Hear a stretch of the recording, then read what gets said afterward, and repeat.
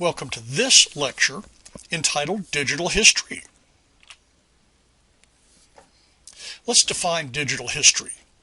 In 2009, Seifelt and Thomas defined digital history as a framework through technology for people to experience, read, and follow an argument about a major historical problem.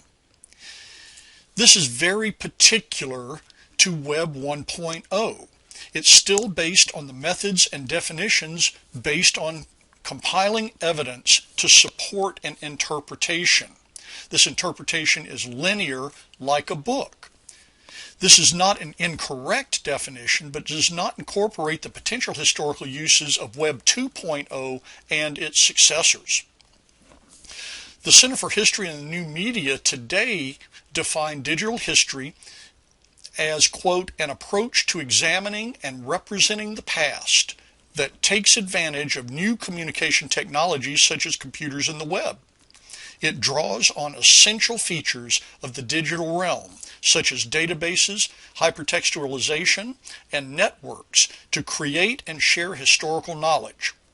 Digital history complements other forms of history. Indeed, it draws its strength and methodological rigor from this age-old form of human understanding while using the latest technology, unquote.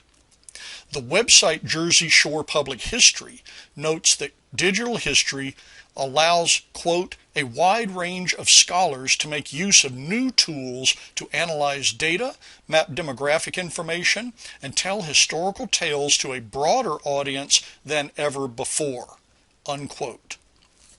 Also, digital history, like public history itself, is interdisciplinary. We are also in its heroic age, when rules and traditions of engagement are not yet formed. So what's the history of digital history? Before HTML truly existed, and we just celebrated the 25th anniversary of the precursor to the web, Sir Tim Berners-Lee's first memo about email. That's what existed prior to HTML. Email allowed people to quickly share ideas and, of course, junk and kitty photos. It expanded with listservs like HNet.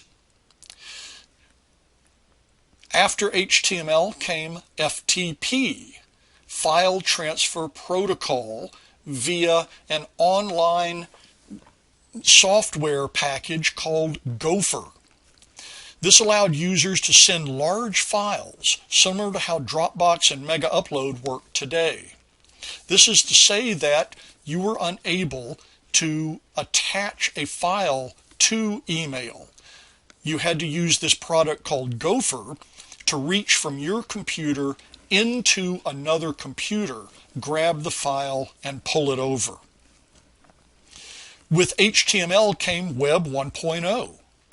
I remember distinctly that Mosaic first came out in 1993, and it was the very first web browser.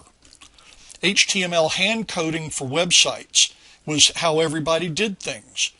You couldn't tell what your design looked like until you uploaded it and, of course, saw all of the flaws in it. Netscape Communicator was the first so-called WYSIWYG editor. What you see is what you get. It was an add-on to the Netscape browser of 1994-95. It came in about 95 to 96.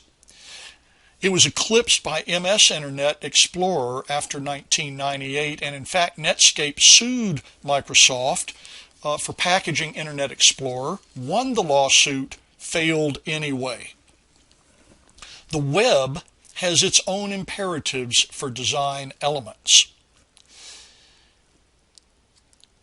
There have been tremendous growth.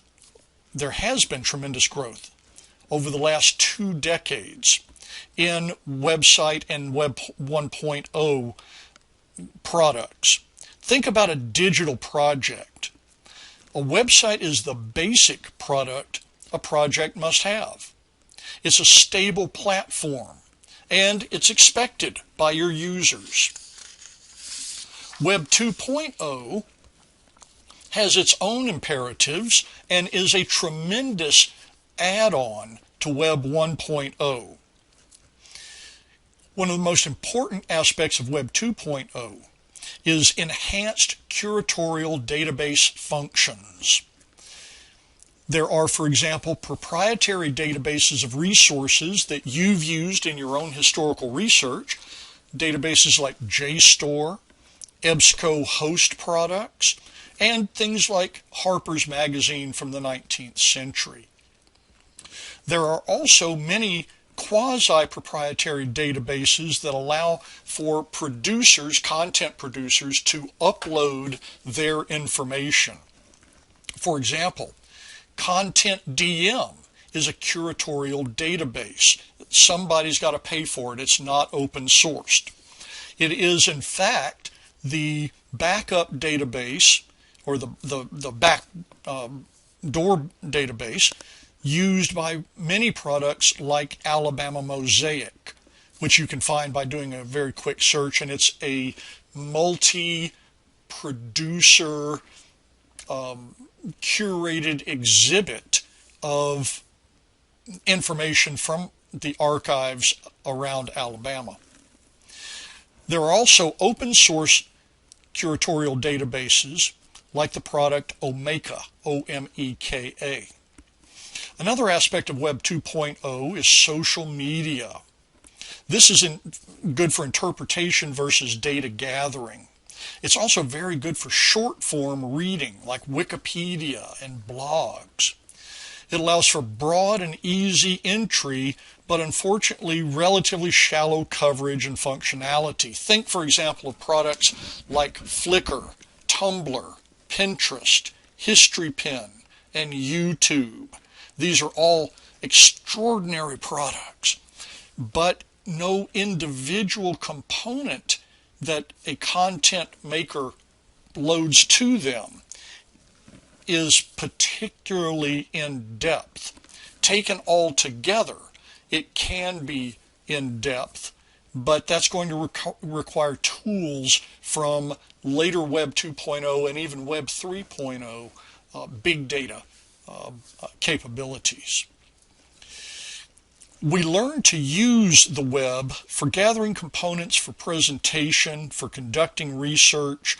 It even spawned a small industry of methods books. For example, Presnell's The Information Literate Historian and Cohen and Rosenweig's Digital History. Most of these, however, became obsolete within a year of their publication. Now we have added instructional products for others to use. And that's just one opportunity that cyberspace allows. Now, with these opportunities also come issues. Cyberspace, Web 1.0, Web 2.0 is wonderfully democratic. There are exceptionally low barriers to entry. The cost to enter is minimal. Technical expertise is frequently mechanized. And so you don't have to be a great designer to get good, at least reasonable design for very low costs.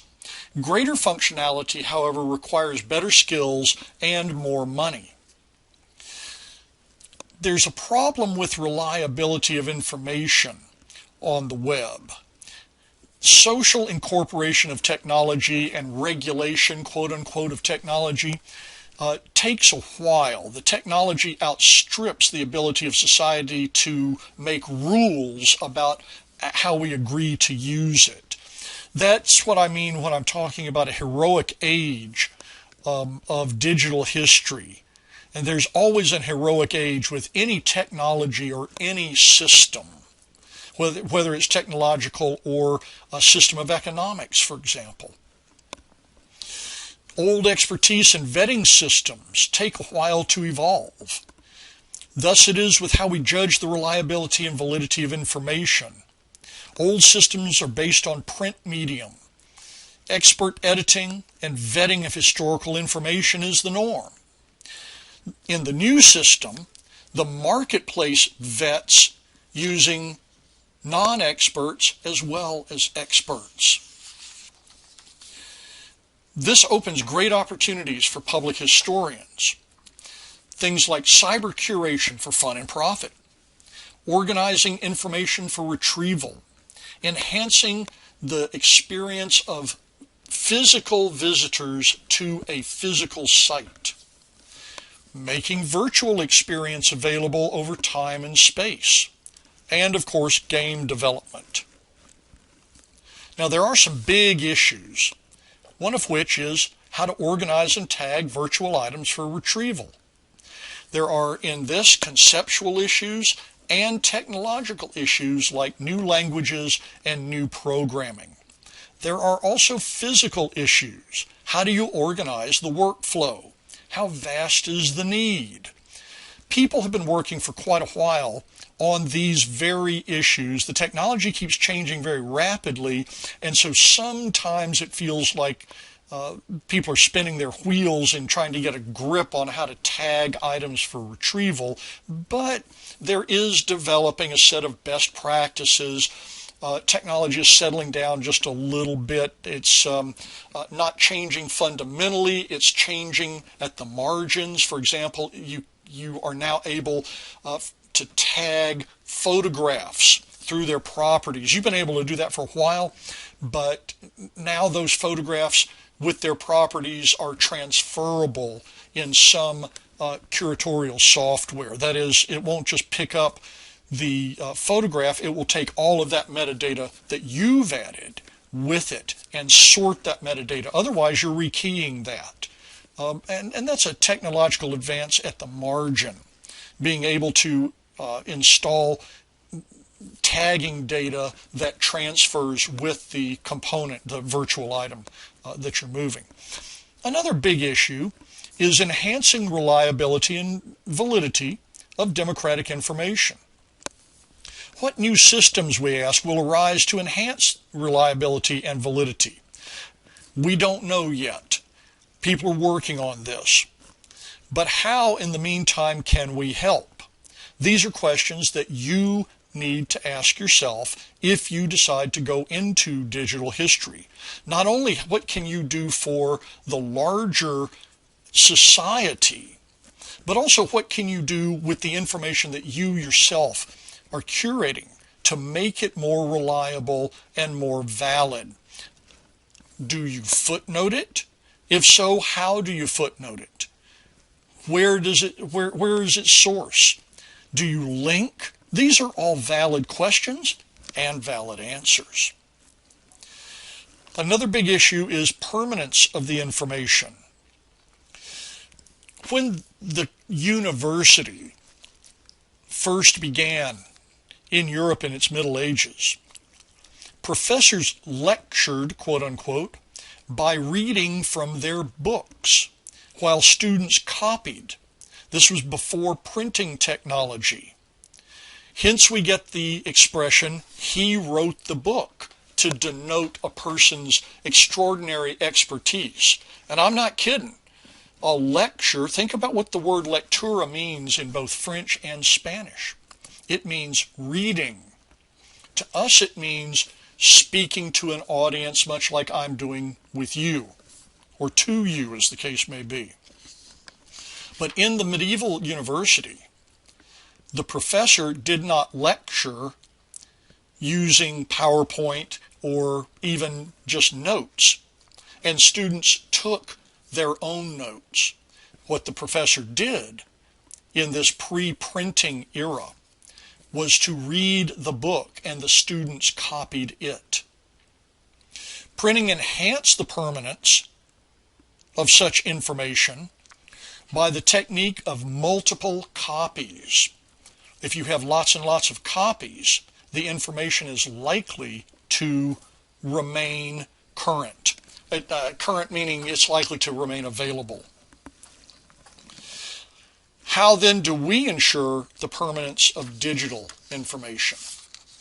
All of these things are great opportunities, great issues, and they confront us when we deal with digital history.